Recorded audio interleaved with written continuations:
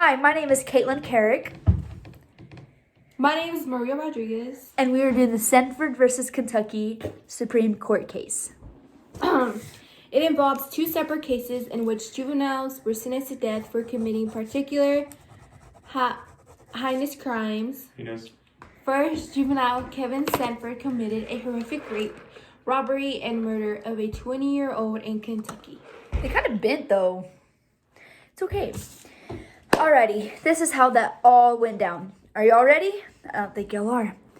January 7th, 1981. 17-year-old Kevin Sanford stormed a gas station and then raped, traumatized, and killed station attendant. Well, after the rape, they drove poor to desolate country road and then shot poor point blank in the face and then lodged a bullet in the back of her head. Alrighty.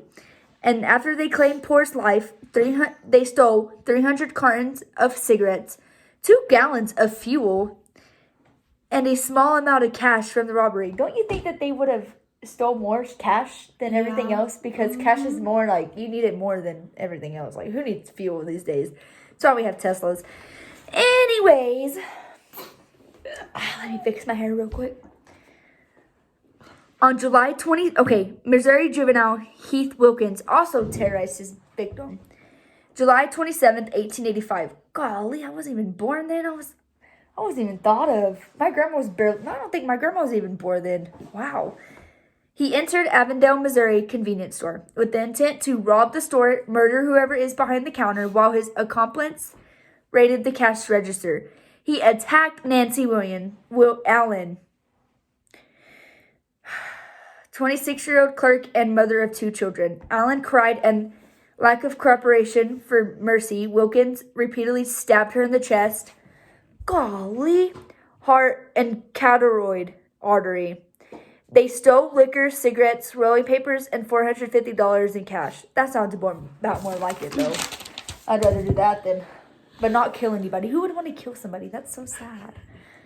The question everybody kept asking is whether the imposition of capital punishments on offenders below the age of 18 is cruel and unusual.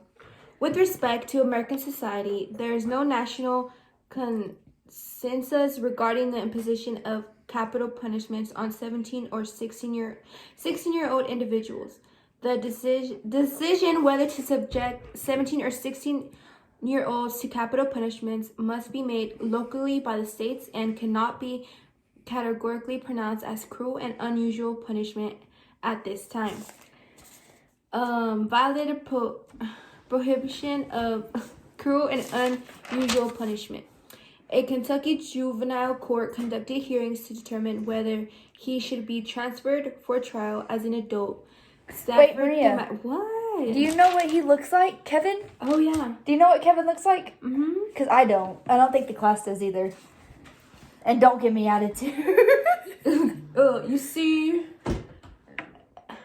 Well, it might take her a minute. Oh, like it's about her. That's the dude. That's Kevin Sanford. Mm-hmm. It's crazy.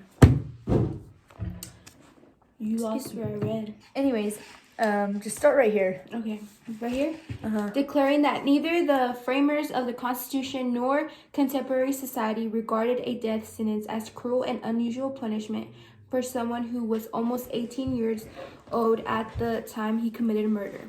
The court lowered the barrier to capital punishment.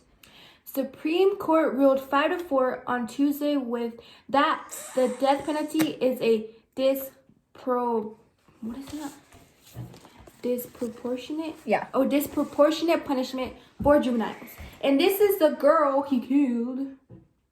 Let's just show you the girl who killed. Let me just show you. Right her. And let me tell you, this was a long time ago. Mm-hmm. That's her. And Kevin is still awake. I mean, Still alive in jail.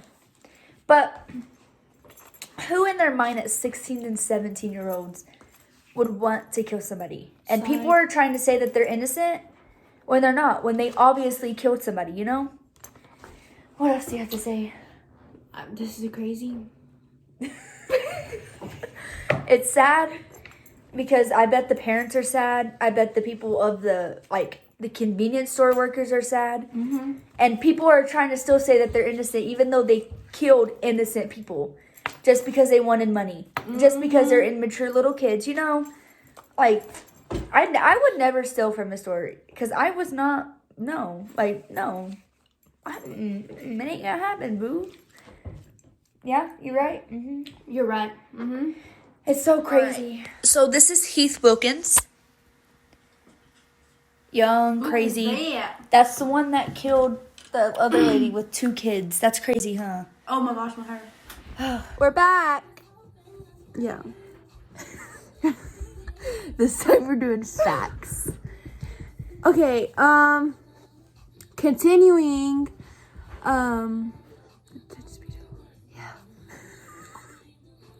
okay. Do like 2, then I'll do 2, and then you do 2, then I do 2. The court decided that both individuals needed to be sentenced to death.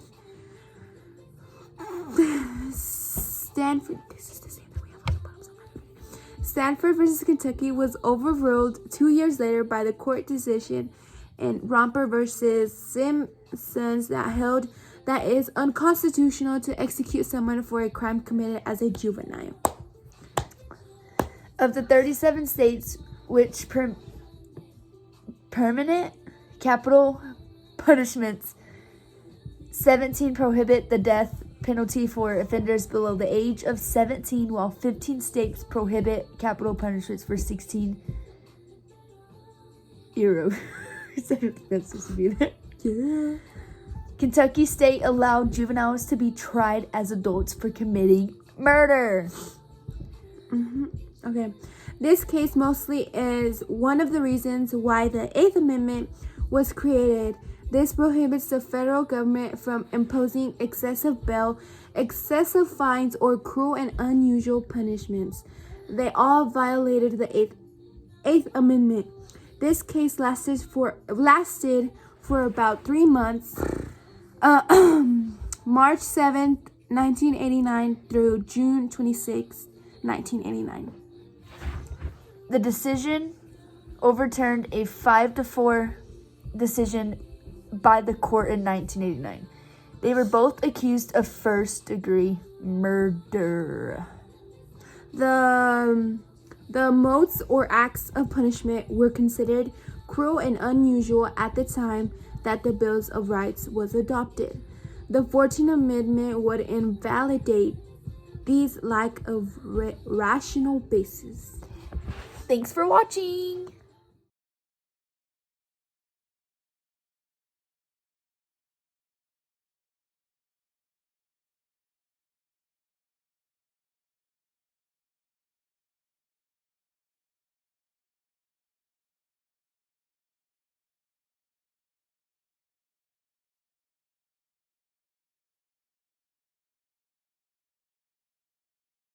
My name's Maria Rodriguez.